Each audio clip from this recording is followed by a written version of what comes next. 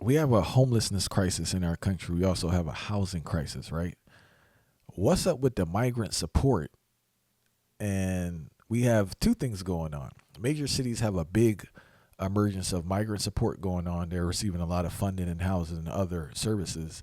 But at the same time, these same cities have a housing crisis for their native population, and they have a homelessness crisis going on. Have you been observing this? The homelessness has worsened so bad all throughout America. It's right in front of the White House, like right in front of the gate of the White House. There's a man who's been living in front of the White House for over 20 years who I met, same tent and everything. That man has been in front of that White House for at least 4 presidencies. And he has told me, I interviewed a man. It was literally right there in front of, he said, I have been here for all these years, listening to the promises. And all I see is more of my people out here, more veterans, more children, emancipated minors, more prostitutes, more everything. People lost their homes, didn't have the money. The housing market, how it fluctuated, the taxes, everything is getting more expensive. And you mean to tell me after all that the people sacrificed, people that live in America, over 330 million human beings in this nation, that you're going to dole out hundreds of millions of dollars for people who just got here? The question is, what is the purpose and reason as to why the U.S. government is wholesale importing people from all these different countries? It's not just, the border is not secure in Mexico. No, it's not just that. They're letting it happen. Let's make this clear. They're letting this happen. And people come from all over the world, not just the continent of Africa, not just in Mexico, but tons of people coming from Europe, tons of people coming from different parts of the quote unquote Middle East. But they're letting it happen. They've been busing people into California over here in LA. They've been busing people all into Chicago. They are now paying people who just got there roughly $9,000 a month, a living wage, giving them full insurance and helping them to live. Hold on, Fire. Hold on. Brother, come on, man. You said they're getting $9,000 a month? $9,000, upwards of $9,000. That's crazy, man. You're not doing that for the people who've been living month? there their whole life? A month.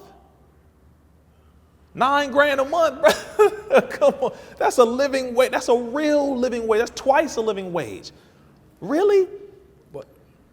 But where's this money coming from? That's what I'm saying. Like, if you have a population that's already there struggling, where did you get this money from for other people?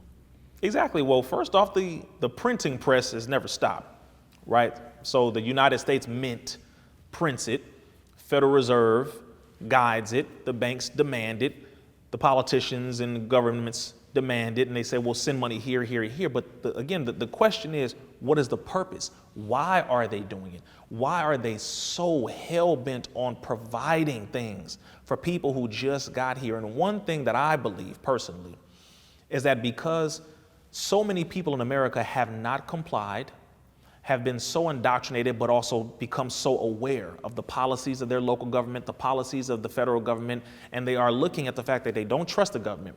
They're not going to comply with certain things coming down the pipeline. But there are people who come in from the outside who believe in the American dream. They're going to do whatever this government says.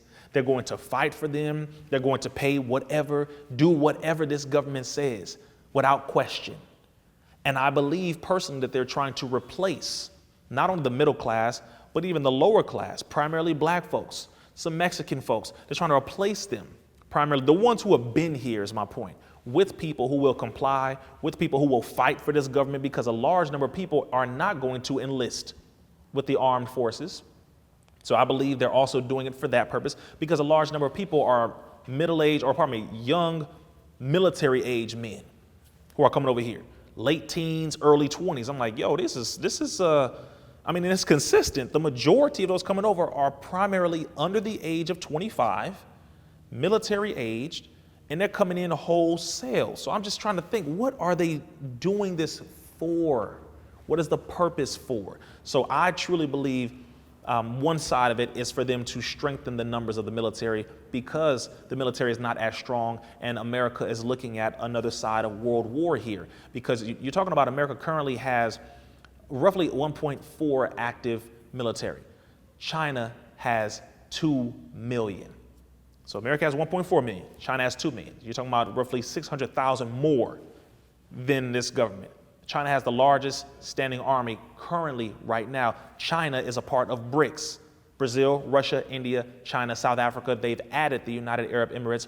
They've added Egypt. They've added Ethiopia. They've added other nations, and they are trying to now combat the United States government, the United Nations, and all of those who have been pushing these agendas. So you're talking about a cataclysmic maneuver here that is not so small or so simple. My mind is going further than this, because when you're allowing people to come in wholesale into your nation with total open borders, it's not so simple as, oh, we just want to help these people and they can just seek asylum. It's not just that. There's something else behind this. And I personally, again, believe that this government is planning to increase the numbers for war. That's my personal assessment so far. I don't know if that's a fact, but that's where I believe it's going.